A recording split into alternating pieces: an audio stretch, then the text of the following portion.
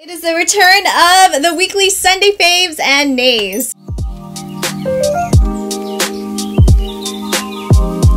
What's up, you guys? Welcome back to my channel. I'm Christine. We're going to be revisiting a series that I absolutely love here on my channel. It's the Sunday Faves and Nays video. I'm going to share with you guys the products that I've been loving or not really loving for the week. Just under certain circumstances, I kind of had to stop the series, and now I'm able to just really focus more on YouTube and just with curating videos. Honestly, a series that I personally love watching on other creators' channels. My purpose of really bringing back this series is mainly to focus more on drugstore products. Now, don't get me wrong, I love me some high-end products, but in all honesty, I just don't have the money, you know, to be spending on always purchasing high-end products. So maybe every now and then, if there's something that, you know, that really catches my eye, if I'm able to, then I will go ahead and try out a higher end product. We're going to be just focusing on drugstore products, more affordable makeup. I'm going to give you guys my honest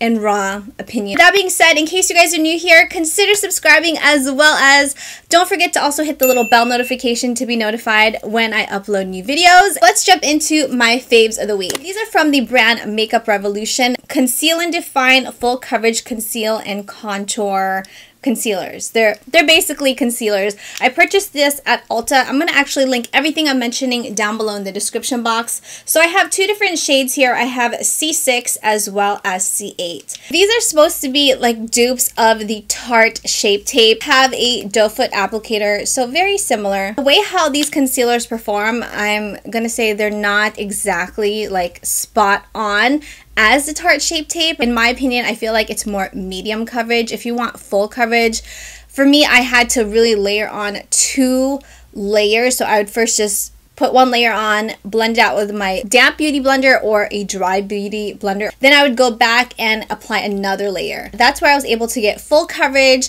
It didn't cake up on me, and I am also wearing it today.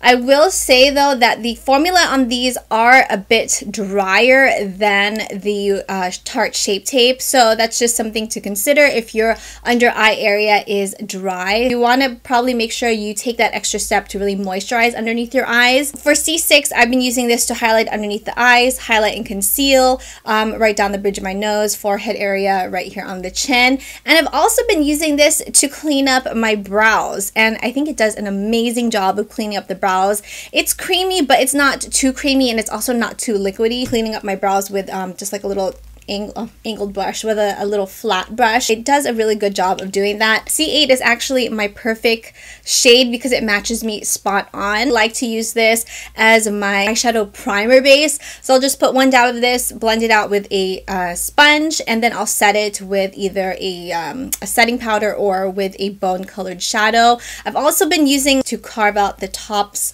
portion of my brows and also to spot conceal. Really want to make sure though that you set this with some sort of powder, because you want to make sure this does not crease or shift around during the day. Really great affordable drugstore concealers, and I've just been really enjoying them this week. This is the Profusion Eye and Cheek 18 color eye and cheek palette. It also comes with a brush, which I am not sure exactly what I did with it, but these are the shadows that I have been wearing non-stop the past week and a half, almost 2 weeks. Love the way how these shadows performed. They're very easy to blend. They're pigmented. You don't get actually that much kickback. I mean, I did not clean this off. As you guys can see, I've made a dent on some of the shadows. You do get a tad bit of fallout, so you just want to dust it off. Shadows perform so beautifully, as well as the blush. I will say my favorite from the blush is Lush Blush.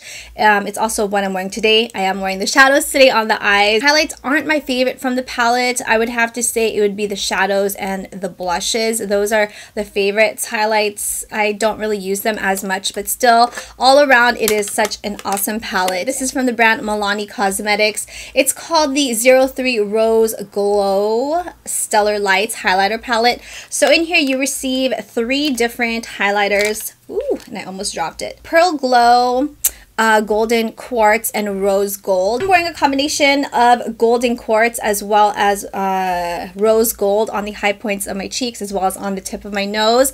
Really love the formula of the highlighters. They are a bit a tad bit on the powdery side. But overall, the way how it applies, I like how it looks. It gives you a nice glow, but it doesn't look shimmery or glittery. It's just a really beautiful glow. The one that I will say that is a bit too light for me, because I am more of a medium skin tone, but I am wearing it on the inner eye corners. It's this color called Pearl. It's a really great all-in-one highlighter palette from Milani Cosmetics. Now we're going to move into the nays of the week. Milani Cosmetics. It is the translucent 01 light to medium make it last setting powder. It has a little dial here so you can disperse just the right amount of product. I have used this in combination with the Makeup Revolution concealers. In my opinion, I don't think that these two products should be used together, because this concealer already has more of like a drier type of consistency. This powder caked up my under eye area terribly. It made it look super dry. I have used it a couple of times and I didn't like the way how it looked. It also gave me more of like a white cast wherever I placed it. I have also used it as a setting powder. Did not like the way how it looked, especially in pictures. It just made me look ghostly white. I also have tried this powder with a different under eye concealer, but still the formula is quite drying. Just did not suit me well. The Milani Cosmetics Keep It Full Nourishing Lip Plumper in the shade 01 Champagne. I am wearing it today. I think it looks great if you pair it with a lip liner. The lip liner I am wearing underneath it is from Pop Beauty. It's called Tawny Tease. First, line my lips and fill them in with this lip liner, and then I just use this right onto the center of the lips. I'm not a fan of the way how this looks on its own. I feel like the color is pretty bland, at least on my skin tone. About it being plumping, don't really think it does anything for me in the plumping area. It has a peppermint taste, a little bit of a cooling sensation, a little bit sticky, not overly sticky. The reason why I don't like to wear this on its own is because if you apply too much of it, it kind of starts to gather in certain areas. I did not find very flattering, so this was also very disappointing for me. Last but not least, for my nays this week is going to this foundation. It's the Maybelline Super Stay up to 24-hour full coverage foundation. This is shade number 220. I have also tried the shade higher from this, which is 310, I believe, and I've also tried the shade lower from this, which I don't remember the shade, but 220 is the one that I would say that it's the one that kind of suits me. The shade 310, I found that was too golden for me. 220, which is this one, it's too grayish, and the one below this was just way too light. That really wasn't my problem with this product.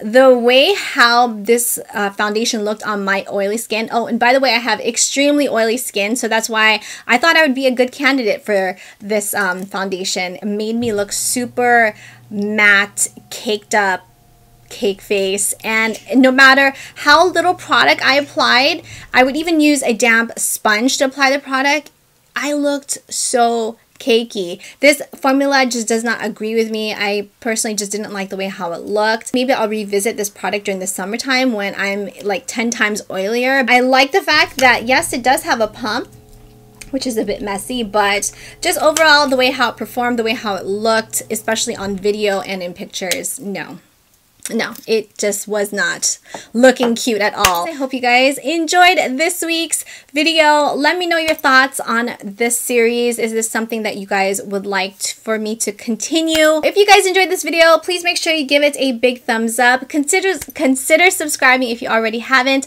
Follow me on all my social media. Sending you guys positive vibes for a wonderful, positive week ahead.